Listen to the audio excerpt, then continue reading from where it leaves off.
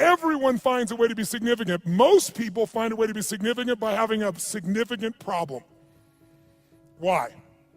Because if I'm really successful, you might like me for a while, but after a while, most people get annoyed with someone who's always happy and successful. Easy for you! Who knows what I'm talking about here? Raise your hand, right? But if you got big ass problems, who's gonna be upset with you? You're not competing with them. So you have huge problems and go, I understand.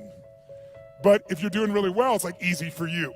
So most of us unconsciously learn to create big problems as a way to connect because it's the safest way to connect and not be rejected.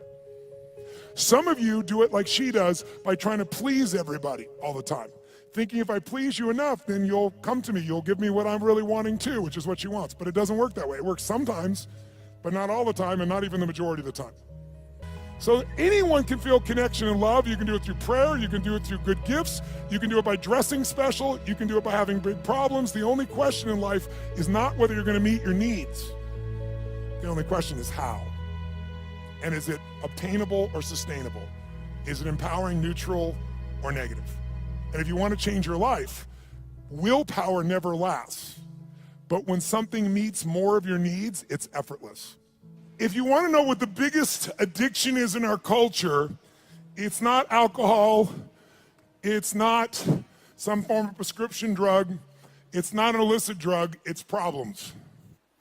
Because problems allow us to try to deal with our deepest fear that we're not enough and we won't be loved by saying, it's not me, it's this problem. It's just that I have ADHD, it's just that I've been through this, it's just, so most people meet their needs through problems. When you get in certain states, you think one thought. When you get in other states, you think another thought. It's like turning the channel. And so what I really show people in the book how to do is how to turn the channel so that you're not suffering and you're living in a beautiful state. But what does it take? Let's just quickly say it. Number one, it takes acknowledging what's your favorite flavor of suffering. Is it worry? Is it stress? Is it anger? Is it loneliness? Is it boredom? Is it overwhelm? And then noticing what are the thoughts that trigger that and realizing it doesn't matter how much money you have, those thoughts can still make a billionaire crazy and frustrated and overwhelmed. And so what I show people to do is a process of how to let go of those thoughts. And we walk through that in the book in detail. But fundamentally, it starts with making the most important decision of your life, which is, if I would ask me up until 2 years ago, I would say it's who you spend time with, who you love. Because who you spend time with is who you become. I think it's still one of the most important decisions in life. But you can pick the right person and still do things in your head and make yourself miserable. So you really have to decide. The most important decision is, do I want to be happy? Will I commit to being happy? More important than happy. Sometimes you'll be so happy you smile so much your face hurts, right? You need variety. Am I committed to living in a beautiful state even when it doesn't go my way? Even when it rains on my parade? Even when my biggest fear shows up? Because I can't control whether your husband or wife will live or die or get sick or leave you or get a divorce. I don't want any of that to happen to any human being. I hate suffering. I do anything I can to help people not suffer. But I can't control that. You can. There are people who have lost their arms, lost their sight. There have been people that have been through the most horrific experiences in life and they found a way to still be happy because they've made the decision that life is too short to suffer. I've interviewed dozens and hundreds over the years, but dozens that have impacted my soul, that made me realize I can change this. I've just gotten used to it. I bought into the theory that this survival software that's constantly running and making you suffer, that's normal. No, that's what the mind will do. And mind has been around forever. What I'm gonna do is something different. And the way I get out of suffering, I give myself a 90-second rule. It's really simple. I say, look, if I feel myself starting to feel that stress, feeling that pissed offness or upsetness or concern or worry about my kid, whatever, I realize that's not gonna make it better. Life's too short to suffer. And then I just kind of breathe slowly, slow everything down, and I just watch the thought go by and go, look at that crazy thought. Because everybody's had crazy thoughts. Everybody's had a thought, I'm gonna kill that son of a bitch, right? And then you don't kill them because you don't believe that thought. It's the thoughts that are stressful that you believe that mess you up. When you question them, you break the pattern. And then the last thing besides the 90 seconds, and by the way, Richard, to be honest, in the beginning, it should have been like 4-hour rule, maybe a 4-day rule. I was not very good. A waiting period. Yes, but what's nice is The more I've done, it's like a muscle. The more I've trained myself to do it, I can authentically tell you now, it takes a lot for something to take more than 90 seconds for me now. And the level of joy surpasses all the money you could ever have in a million years. And then the money, it's easier to even make money because you're not attached. You don't have the fears. You don't have the scarcity that people have because you feel so rich already right now. I always tell people, don't wait to be rich. What is that richness? It's abundance, it's joy, it's happiness, it's contribution. It's getting out of yourself. Because as long as we're thinking about, oh my God, I lost something, or you did something, now I have less love, less respect, less money. If I think lost less, or because you did something, or because I did something, I'm never gonna have what I want in my life. Lost less, never. Those three thought patterns, they're the source of all suffering. And the antidote, see it for what it really is, know it's BS, and find something to appreciate.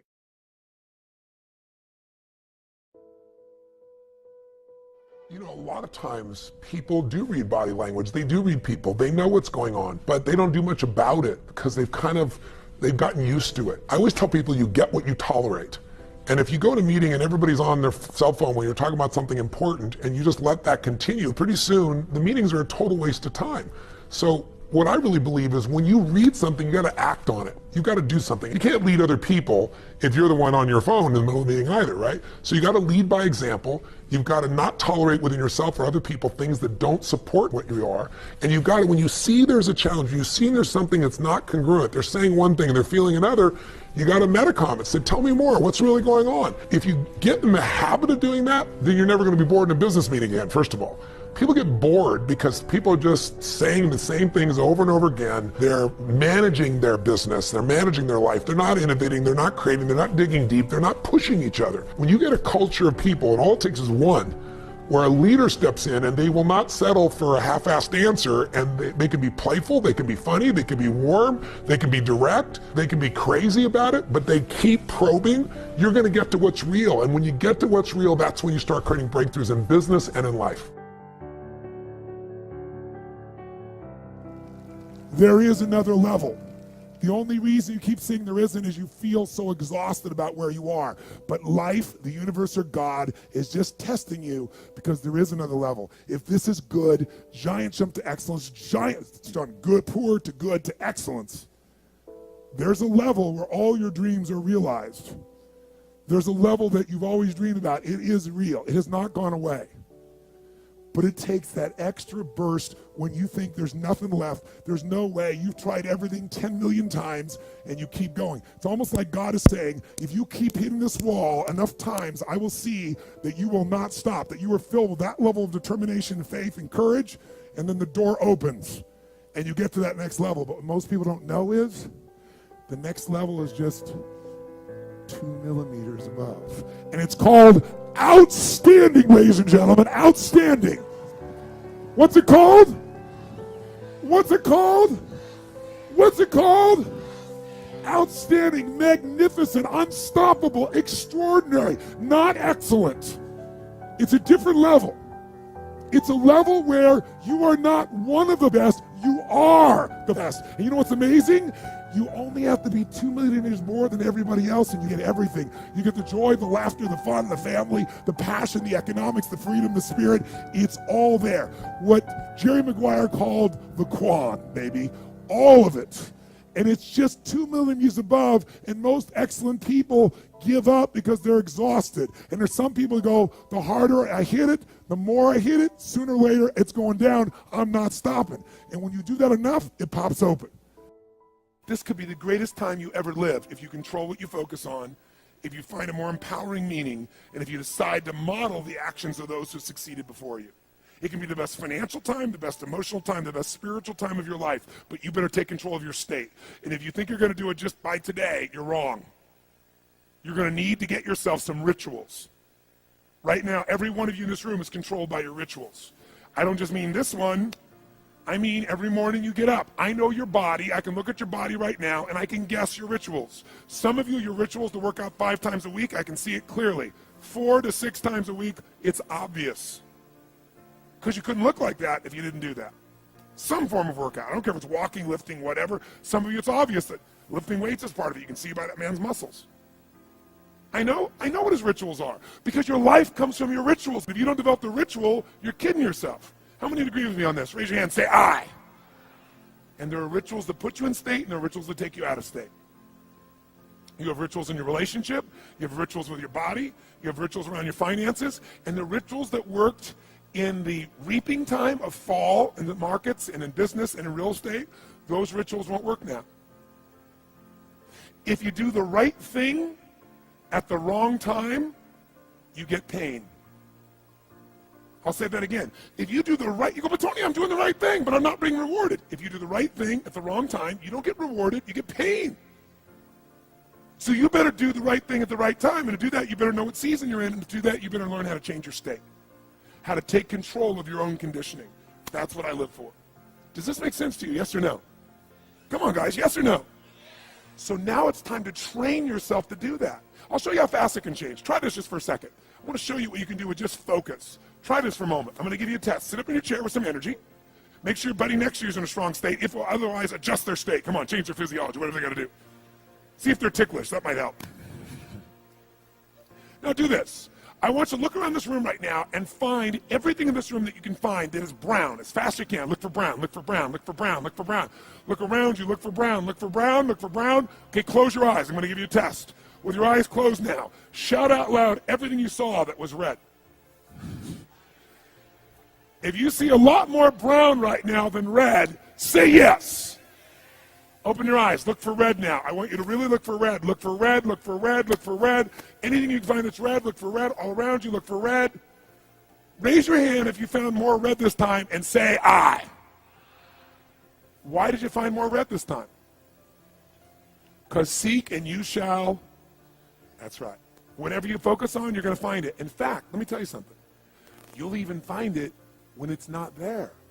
How many saw burgundy, called it red, just so you could have more things you counted? Raise your hand and say, I, come on. See, whatever you're looking for, you're going to find. So if you want to change your life, my friends, you've got to change your physiology and you got to change your focus. By the way, how fast can you change that stuff? How fast, my friends? How fast? How fast? Come on. In a heartbeat, once you rechange your conditioning. That's all you got to do. And you can do it fast. You can do it with a question or two. Try this right now. Answer this question in your mind and be honest. What in your life today, if you wanted to be, could you feel proud about right now? If you wanted to feel proud, if you didn't feel like, I shouldn't be proud, if you wanted to feel proud, what could you be proud of in your life today? Your children, your health, your body. Is there a problem you faced? Instead of running from it, you finally stepped up and handled it? What could you feel proud of in your life today if you wanted to feel proud? How many can think of something? And when you think about this thing you're proud of, what about that makes you feel proud? What do you focus on that makes you feel proud? How do you breathe when you really start to feel proud? What's the kind of look on your face that starts to happen when you let yourself feel proud? Yeah. How's that feel?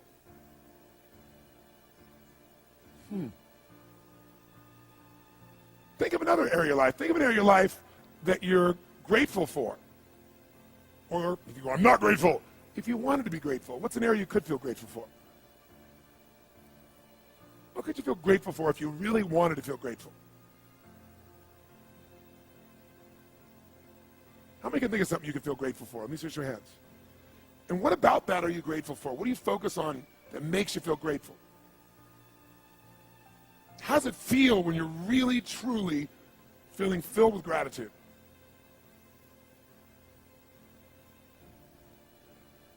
Here's one. If you wanted to be excited about your life right now, and you were willing to be excited, you're willing to buck everybody else's trend, what could you feel excited about in your life if you wanted to feel excited? What could you get excited about if you really focused on it and you really took it in? And you weren't in a negative place. What could you get excited about if you wanted to be excited in your life? What could you get excited about? How many of you can think of something you feel excited about right now? Raise your hand. Let me see your hand. Say I. When you're really excited about it, what about that excites you? Or when you're really excited, how do you feel? How do you speak? What's your life like? By the way, when you're excited, does it tend to touch other people? Yes or no? Absolutely. By the way, do people have a tendency, by the way, who feels different right now than just even a couple moments ago? Raise your hand and say, I. Why? Because focus is controlled by questions. If you ask a different question continuously, not once, continuously, you will get a different answer. If you ask a lousy question, you get a lousy answer and a lousy state. Somebody says, why does this always happen to me? It doesn't always happen to you, but the brain's like a computer. Ask it a question, it'll have to come up with an answer because you deserve it, you idiot. Someone will say, how come I can never lose weight? You can lose weight, but if you keep saying, how come I can never lose weight, the brain's got to come with an answer. It goes, you're a pig. Lousy questions create what? Lousy answers. Ask a better question, get a better answer. Now here's what I want you to get. I want you to get that you can change your state. How fast, guys? How fast? How fast? And if you get the habit of doing it, you'll have a different life.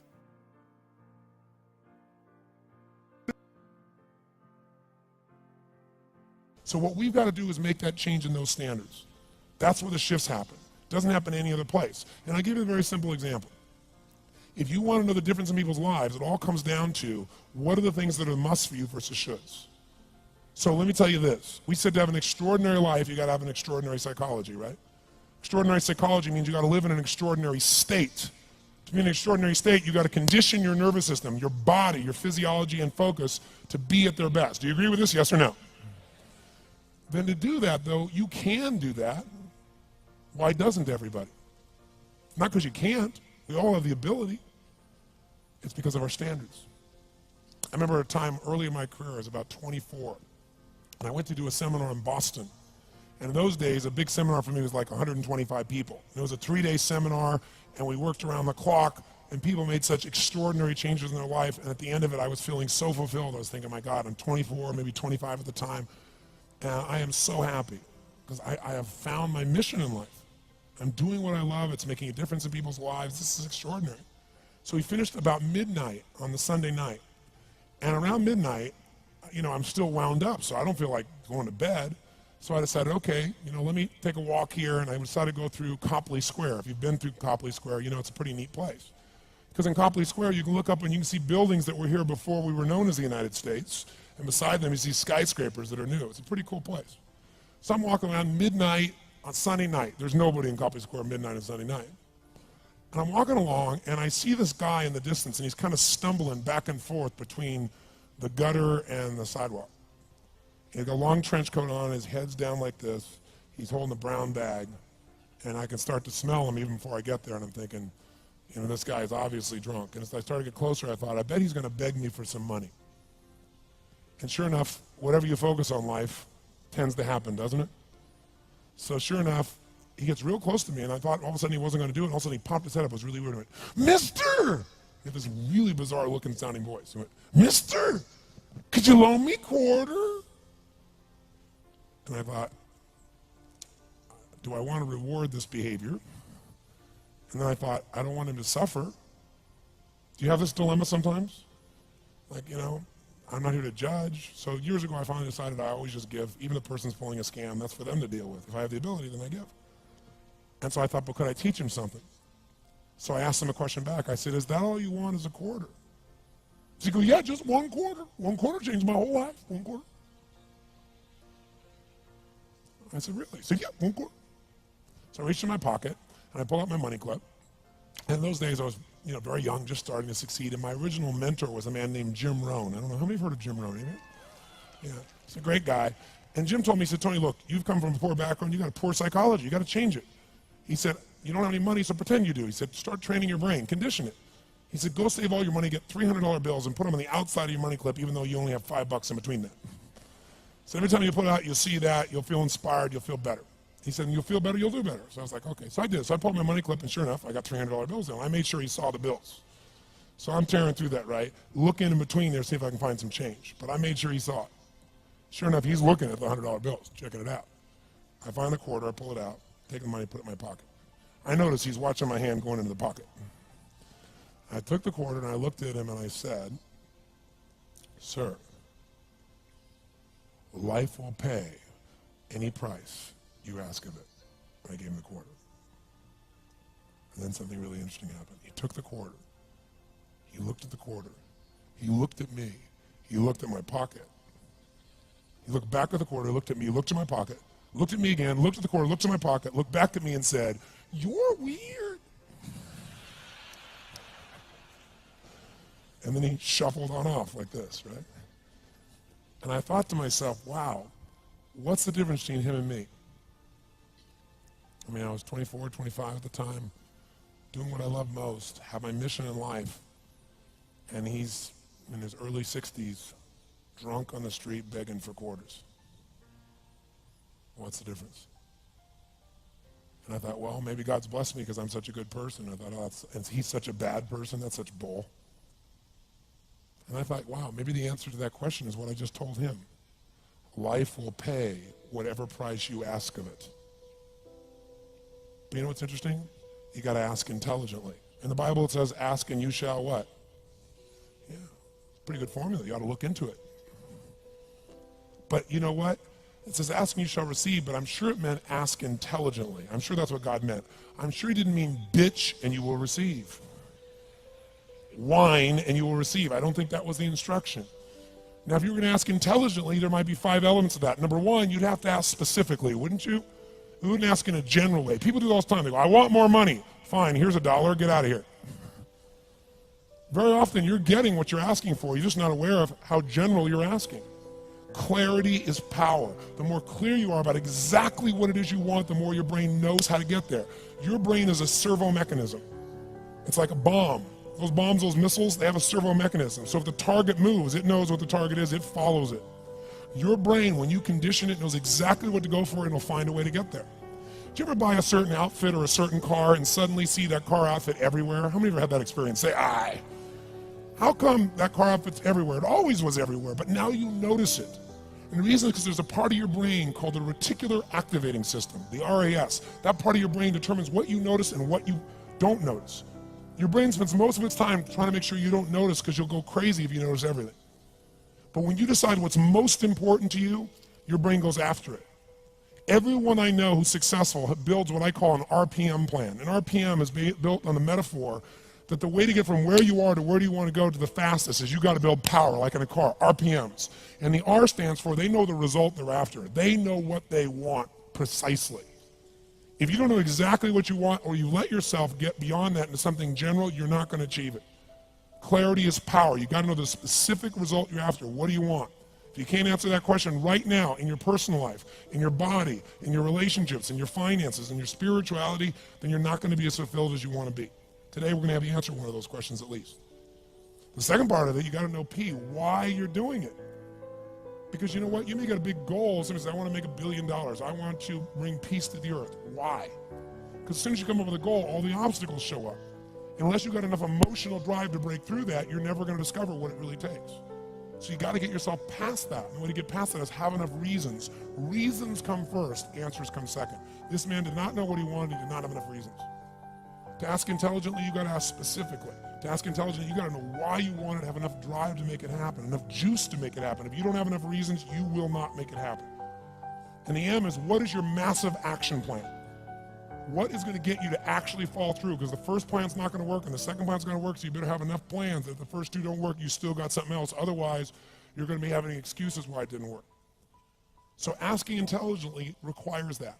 So if we're going to be extraordinary in our results, we've got to be in an extraordinary state. We've got to know what we want and we got to go use it.